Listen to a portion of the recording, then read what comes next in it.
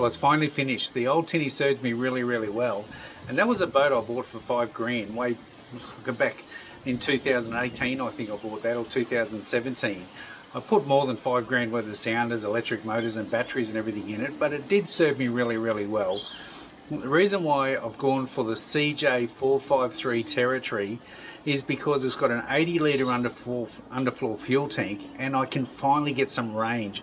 I can get up to those rivers up north, like the Scarden, the Jackson, the McDonald, rivers down south like the Love and the Kirk, and I finally got range to do all that. It's probably big enough to roll a swag out to stay overnight, but I can still camp on the banks if I need to, and it's a really, really good setup. It's still small enough to get me into those little creeks where I can trim the engine up, get into some real skinny water and fish the water that I really love to fish. So it's a great all-round boat.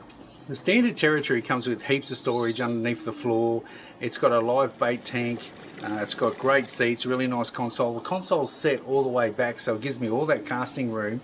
And it's got like a swim board type thing on the pod, if you like. And it's got a little step ladder as well, which is great for someone my age. Climbing in and out of these boats, I can still do it, but it's not pretty, let me tell you. So it's a really, really nice setup for me, and I love the colour and I love the boat too. It's just a good looking boat. Things I had to do to it myself, it wasn't a real light. I put an electric motor on the front, of course.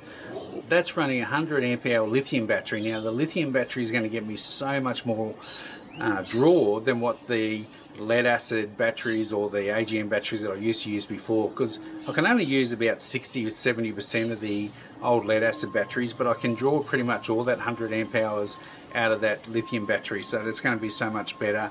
Got a little plug off the side of that where I can plug a fridge into it as well, so the electric motor is a good setup. And I've got two sounders now. The important thing about the sounders is that I networked them. So what you can do with Humminbird is you can get a one boat network. So you got two sounders running off one transducer, and all you got to do is get these cables that I'm showing you here now. The Ethernet cable as well as the adapters. Now the Humminbird sounders don't have the Ethernet cable connection on the back, so you've got to get an adapter for each sounder. So two adapters to run an Ethernet cable, and the Ethernet cable comes at different lengths as well, so it's important to get the right length for your boat. But once that's done, it's a pretty easy setup. It did take me a little while to work it out because the networking of the one sounder, you have to go into the networking of the sounder itself and identify what transducer you're going to use for each sounder. So obviously the one on the bow is using the transducer on the console, so I had to just link all that together, and it worked really, really well once I worked it out. Now it does take a little while for that front sounder, the one on the bow, to pick up their transducer on this, and I'm talking 1 or 2 minutes.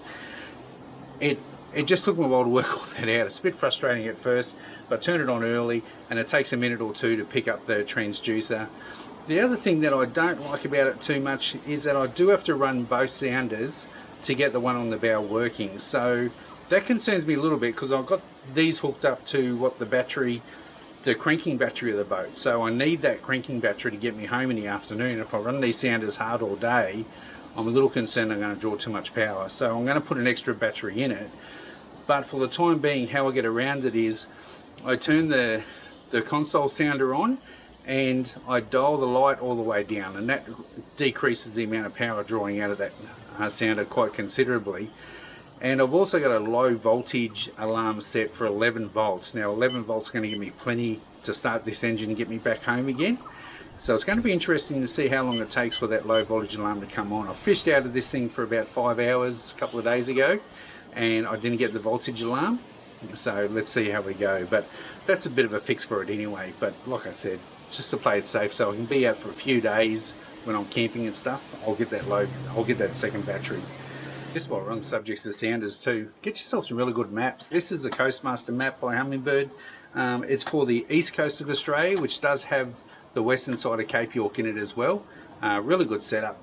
I wish they were even better because the American ones are just so detailed, but these are still pretty good. They're the best you can get anyway, so worth the investment. The Coastmaster Premium for the East Coast. Now the other stuff that I've done, I've got a bit of safety gear here. The rod holders are in it. Look, apart from that, it's all pretty much standard. I do have bilge pump. I do have the live bait pump as well, like I said. And it's ready to go. It's pretty uncluttered, which I really like. Everything's sort of hidden underneath the floor. And now I can bring some really good fishing to you guys, bring some fishing from some really remote areas, and I get out to the reefs as well.